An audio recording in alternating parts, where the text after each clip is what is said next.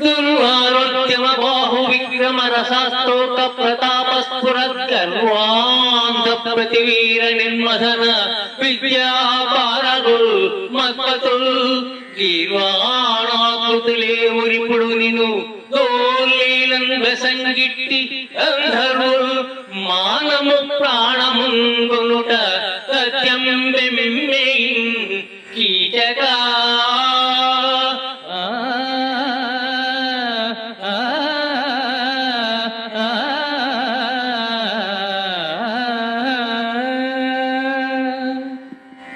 ఓ కీచక, తమ తమ పరాక్రమము చేత బాహుబల గర్వంతోనూ కళ్ళు మూసుకుపోయిన శత్రువులను పడగొట్టడంలో నా భర్తలు ఆరితేరినవారు.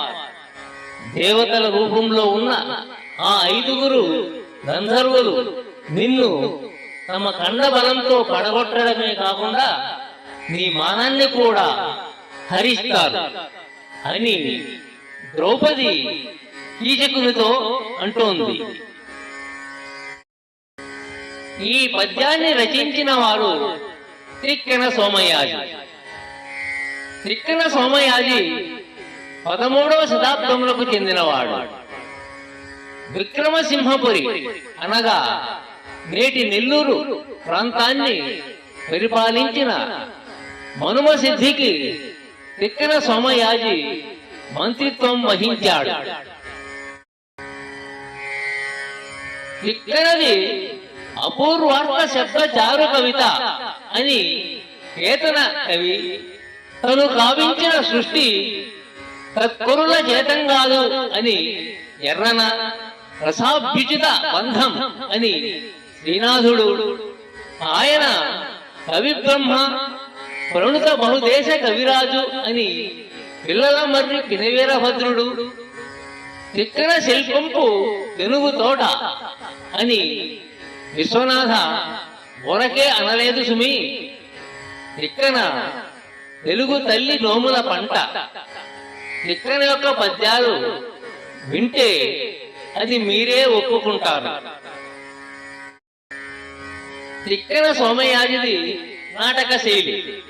సంభాషణలతో కథను నడపడం ఆయనకు చాలా ఇష్టం.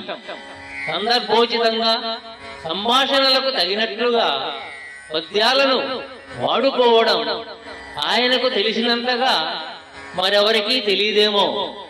ఆవేశం వచ్చినప్పుడు, కోపాన్ని ప్రదర్శించాలనుకున్నప్పుడు శార్దూల మధ్యేవ వృత్తాల్ని వాడుకోవడం, సాత్విక సంభాషణలకు ఉత్పలమాల, చెంపకమాల లాంటి వృత్తాల్ని, నీతులు చెప్పేందుకు ఆటవలది, తేటగీతి, కందాల్ని ఉపయోగించడం ఆయనకే చెల్లు.